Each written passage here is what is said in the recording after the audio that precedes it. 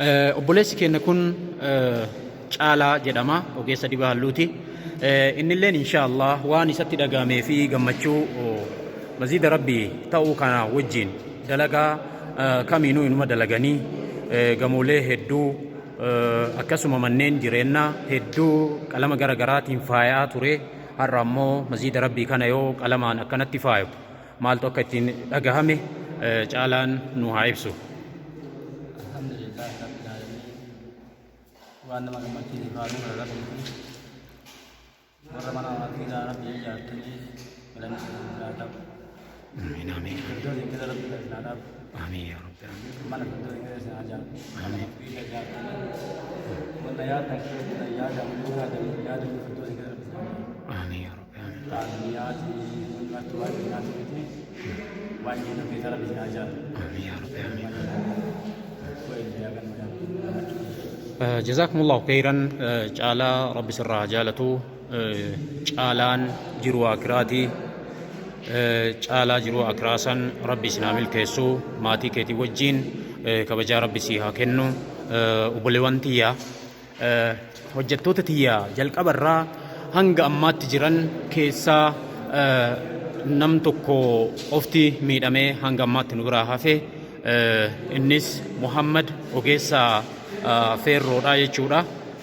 Balaa konkolaataatiin miidhamee nu biraa hafe saniif gadda guddatu nutti dhagahama. Alaa kulli haal amma wayyatee xiqqoo wayyaa qaba. Waanuma hundaafuu rabbi isa waliin haa jiraatu. Ijoollee tanaaf akka du'aa nu gootan isiniin jedha. Wassalaamu alaikum wa rahmatullahi wa barakaatuh. Bismillah, alhamdulillah. Ustaazni keenna har'aan kunoo iddoo isaanii yoo rabbiin ittiin gahe waytii gabaabduu keessatti maziida keennaaf eebba goonee itti gahuu ka dhiyaatan mimbarri ganda isaaniiti dura. Maashaa Allah, rabbiin keenna jazaa isaanii haa deebi'u, umrii rabbi isaan haa dheeressu. Ammaan mee gammachuu mimbarri kun dhufee asirra taa'uu isaatiin waan isaanitti dhagahame akka nu ibsan irraa abdii qaba. أما الحمد لله رب العالمين وصلي وسلم على المبعوث رحمة للعالمين وعلى آله وصحبه أجمعين. أما بعد أكما بولين كنا لأن بوياسيني حقيقة أنا ما مسيني كوني كل إساتو موضع شبري إسا قطران بيجي أسكيسا بوتيتي في wanni as keessa bu'ee gogaa fi jiidhaalleen osoo natti na gammachiisu wanni haga bakkatoo tanaa na gammachiisu hin jiru. Allahu akbar. Wanni kulliin asirraa turti. Subhaanahu wa ta'ala.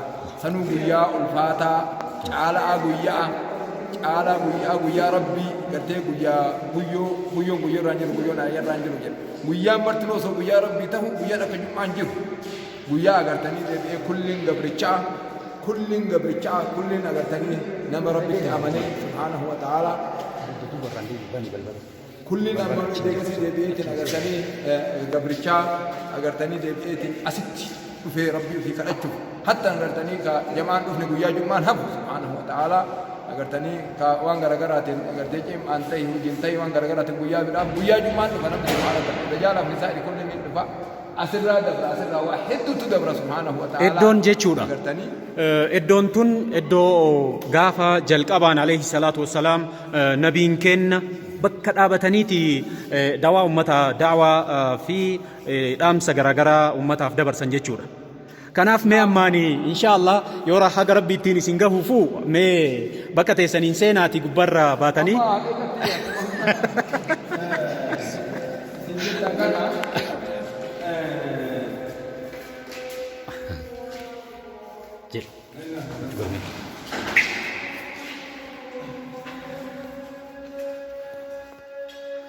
ما شاء الله ما شاء الله الله أكبر الله أكبر الله أكبر حقيقتي الله أكبر تنين جمجور راكريم بني دانكا مالي واسما جمجيسو ويتوني سمر باجس كلنا كانت دياتي كتاب لي زمن ديرا حركة نكم سيوني مغبابتي إيغا سيدي بيئتي نغرتني أكتار أمني أنا ربي منو أسر راكاهي سبحان الله أبو سبحانه وتعالى أمتين مال سنين جنة ولا قرتني إفاجة أسكيسا قبلا أبو جنتك يا رب فردوس في فردوس تكون هاجر سيسو اللهم آمين آمين آمين بسم الله obboleewwan teenya tun ogeeyyota dibaa halluuti isaan ammoo mee masjida keenya keessatti waan hanga dalaganitti yeroo darbee alarra wayitaa girgiddaa alarraatii fi keessa kana dibnullee isaanuma dibe amma ammoo turtii even hanga waggaa tokko jala dhiyaateen deebi'anii dalagaa ofii tana wayitaa innoo jedhan maaltu akka itti dhagahamu mee isaanumarraa hubannaa Hasan mee waan sitti dhagahamu gammachuu sitti dhagahame dalagaan tun dalagaa masjidaa ta'uu wajjin waan sitti dhagahame mee gabaabsiteet salaama itti qaraatee kaatee ummata kan Assalamu alaikum warahmatullahi wabarakatuh. Gammachuu guddatu natti dhagahama. Masjiidni kun akka haala gaariidhaan hojjetamee nullee yeroo itti deebinutti haala gaariidhaan akka inni hojjetamee xumuramee nutis amma minaaraa xumuruudhaaf dhufnee minaaraa kana xumuraa jirra waan ta'eef waan keessa mana kana keessatti hafillee dalannee kunoo tokkollee waan hunda isaatu qalamaafillee bakka jala in xuraa'e jenneellee Zakkolloo wanti jedhamu isa garaa jalatti utubaa jalatti gurraacha halluu gurraachaan dibame kana jechuudha. Zakkolloo wanni jedhamu maqaa seeraamikiiti jala kana osoo waan danda'amu taate seeraamikiidhaan akkanatti cufan ture. Haa ta'u ammoo qalamaan masjida keessatti wanti akkasii masjida keessa hin seenu isa kana jechuudha. Zakkolloo illee xumurree jettee jirta. Zakkolloo jala kanallee isin xumurree akka masjidni keenya haalaan bareedu waan hunda isaatu waan hafe xumurree jirra. Obboleewwan keenya hunda isaatu inshaallah baay'ee tokko isin jaalannaa galata guddaa isin galchinaa nullee waan nurraa eegamaa hojjannee inshaallah وبالله التوفيق السلام عليكم ورحمة الله وبركاته جزاكم الله خيرا ogeessa keenya Hasan rabbi sirraa haa jaalatu sillee ifaajeetana wanti mallaqa qofa miti ati ammoo niyyaa si barbaachisaa yoo as keessa mallaqatti matiyya qofa lakkaadhee galaka jettu yoo ikhlaasiin hin jirre yoo niyyaan hin jirre woomtuu hin jiru mallaqatti tanteeta fudhattee asii kaatu malee jechuudha. Kanaaf niyyaa isin barbaachisaa isin mana rabbii ijaartanii mana keessan akka rabbii ijaaru du'aayii godhachuutullee isinirraa eegama jechuudha. Obboleewwan tiyya ijoolleen tun Shaashamanni irraa dalagaa ofii oo'aa ka yeroo ofiituu hin qabne asitti dhufanii masjida rabbii waan taateef yeroo ofiitii fi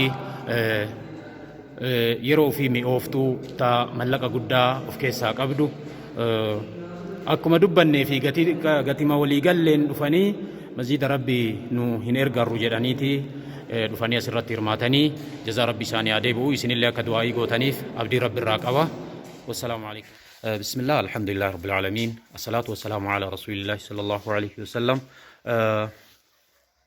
نمني أما أسيت أرجتان كون برسيسا لغاتي برسيسا فانيتي ماسترسي إساني تمرتني ردات بروفيسوري دا أمان نمني كون برسيسا مقالة أبرا يوكين ألمغانا جدام تتانا كيس جراني ammaan mee jamaa muhaajir wal ansaar salaama itti qaraanii mee yaada isaanii illee achumaan waan isaan ibsatan gammachuu fi waan silaa itti dhagahame akka nu ibsan isaanumarraa eegna. Bismillah salatu wassalamu ala rasulillah sallallahu alaihi wasallam. Gammachuun nutti dhagahame gammachuu kanan jedhamne masgiidni ijaaramuun kun waan guddaadha. Maaliif jennaan namni duniyaa tanarra deemee akiratti gala karaa akiraa itti gallu san tolfachuudha jechuudha karaa kennannaa jechuudha. Warri ijaartan ammoo rabbiin jazaa keessan jannatan adeemsu jedha. Kanaafuu masgiinni haala gaariidhaan nu ijaarame. Kanaafuu wanni nurraa eegamu amma keessatti salaatuudha. Wanta hanqate ammoo isin akka nu guuttan isin gaafannaa warra asitti dalage ammoo jazaan isaanii gara rabbiitiin jannata haa ta'u jenna. Kana wanti nutti dhagahame baay'een cimaadha jedhee. Jazakumullahu khairan. Amma dura ijoollummaa teessaniin masjiida duraanii Allah hadaa lafti halkan hin mul'atu. Masjiida duraanii masjiida moofaa kana barandaa isaa jala teettanii qaraatan waan jedhu dhaga'ee san irratti mee akkam achirraa hoo jijjiiramni jiru kun akkam? Wanti xiqqeena irratti achi jalatti barannee achi jalatti qaraane yeroo sanitti namni amantii kan hordofu nama xiqqaadha. Garuu bu'uura as kaa'anii jiran jechuudha. Bu'uura sanirraa ka'ee amma guddataa dhufee masgiida gugurdaa qabna jechuudha inshaallah. Sanirraa waan guddaa baranne jechuudha.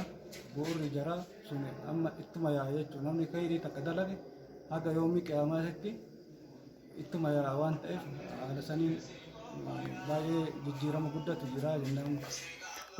Actually barnoota akaadaamiidhaa haga barattan odeeffadhee jira dhagee jirallee barnoota gam diiniitiin hoo gamooftani? Gama diiniitiin inshaallah haga kutaa torbaa baradhee jira. Inshaallah. Quraanaa fi hadiisa baay'ee tokko baradhee jira. Jazakumullahu khairan. Sanumatti nama hojjetu rabbi isin haa taasisu isiniin jecha jamaa keenna kana jamaa Muhajir wal Ansaar Foundation jedhamanii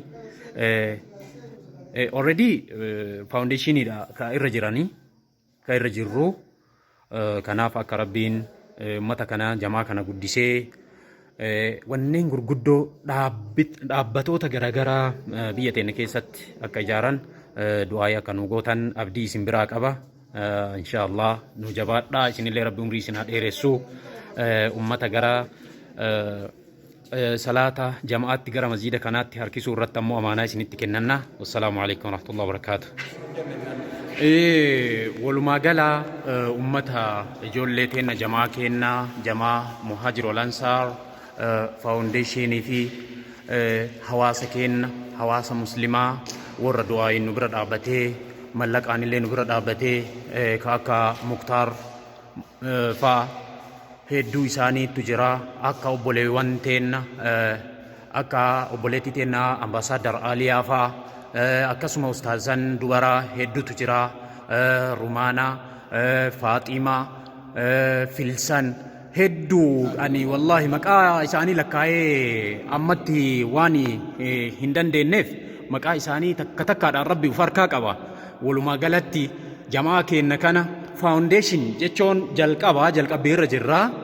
Akka rabbiin keenna ummata kana guddisee bakka guddoo gahee biyya teennaaf dhaabatan du'aayii gabaabsaatii irra nu buusa. Akkuma isinuu beektan baay'ee walii goone anammoo goleeyyan kiyyaa kan dhiiraa kan dubartiillee kan biyya keessaa kan biyya alaa warra ammoo warri maajiltoota ansaaraa kana wanni yeroo dheeraa fi yeroo hedduu haasawaa biyya keessatti irra nannannee dubbataa ture dalagaan teessan rabbiif haa taatu. Yoo dalagaan rabbiif taate ol fuudhamaa deemti oluma deemti namni rabbiif ta'e bara oluma deema darajaan isaa oluma fagaata subhaanahu wa ta'ala. Laakiin ammoo deebi'ee yoo rabbiif hin tahin yoo na argaan seente na dhagahin seente na beekin seente hin mul'adhaan beekite naqataa yoo seenee jedhe midhaan tokko haqa amansuur ta'a akka akkas hin taane dalagaan teessan zaahiraan baaxinatti illee akka mul'atu ikhlaasa qabaachuu qabdan bakkitoon kana wal barsiisuu qabdan bakkitoon kun qoma keessatti bakkitoo qabaachuu ikhlaasa waan jedhamtu jira. Yoo ikhlaasni hin jiraatin dalagaan namaa waqadimnaa ilaa maa amalu min amalin faja'alnaahu haba'an mansuura. Subhaanallah. Dalagaa teessan naqataan hin seenin na argiin hin seenin na dhagahin hin seenin dalagaa ikhlaasaa rabbi isinii godhee dalagaa teessan rabbi isinii irra haa jaalatu isinii dalagaa teessan rabbi haa jaalatu ilmaan muhaajirtoota ilmaan ansaaraa ilmaan biyya keessa ilmaan biyya alaa dalagaa teessan rabbi haa jaalatu dalagaan teessan naafi rabbi isinii haa jaalatu gaafa achi dhaytan warra jazaa guddaa argatu rabbi isinii haa godhu abboo bu'uura masjidaa kun masjidni kun artee warra agartanii deebi'ee dalagaa teessaniif imaana keessan hangafa ta'ee siraaxa irra agartanii deebi'ee tilmifuu صراط التي رب سني هاجر اللهم مساجد كل قرتني صراط التي باتر صراط قرتني جل ساكنين جهنم انتهم قلبهم وقاهد قبا وقاهد بوت وقاهد خرابو قرتي ولا كان قاسو تنبيرا جلس كيس رب سني هاجر ولا كان قاسو تنبيرا كيس رب سني هاجر مراد كيس رب سني هاجر أنا ما كان كيس كثيرا لكاو فتبرتي لكاو بيكي لكاو وصولا كاهن لكو سكي هما سني رب سني هاجر رب سني هاجر قلبي أفريقيا كيسنتي قلبي قبروتا ورد القرآن ورد بحجته ربي مكا كيسننا جالته هجي كيسننا جالته أخبرت ربي سنحابا بيش مرادة كيسن ربي سنحابو وانا سياد دني قلت دچا ربي قده تديني لي تدنيا لي تإيمانا لي تإيمان لي تحكمين لي تحكمين لي تحكمان لي وان سلا اتبار بعد كل وانا من بعد كل أبو وان جرى خليصة تهي ربي سنحاتو وان قرتني دي بيئتن أقرتني إيران را أبو بكر عمكم من أك عثمان أك علي كي فكاتا صحابات التابعي أصبع التابعي أصبع حقيقة ربي سنحاتو برتي لي أك عائشة أك فاطمة أك سبيا وان جرى خليصة ربي سنحاتو أقرتني أني تسي بيئتن إن قبابنا أنا قبابنا قمتشو قمتنبنون بطنبيكو سكولي كينا ورمرادا محاقه وإذا هنا أبو كلامي والسلام عليكم ورحمة الله وبركاته جزاكم الله خيرا إسني في قلنين سونامتي سوني أمو من كيسي تورمون والله بكتنا أمري تيسان إيرسي ربين نما أمري إيرا أسرت آبته أمتك إنك أجلج خيري دعوة نبي كنا عليه الصلاة والسلام وفرا دبرسا وفرا جيسا جدني أمانة إسان نتي دبرسن يرو كميون أسرا دابته جيس أمتا أفو دابته أمانة أمتا دندئه نما jiruu fi dheereffatu khayrii keessatti rabbi isin haa taasisu isiniin jecha akkasuma obboleewwan teenna isin duukaan ijoollee teenna warra Awustiraaliyaa keessaanuu Meelboorn keessa warra jiranii fi akkasuma ijoollee teenna Ameerikaa kutaa Minisootatii fi Kolooraadoo akkasuma Siyaatil akkasuma biyyoota Arabaa keessa ijoollee jiran umrii isaanii rabbi nuu haa dheeressu jecha wasalaamu alaikum warahmatullahi wabarakatuh.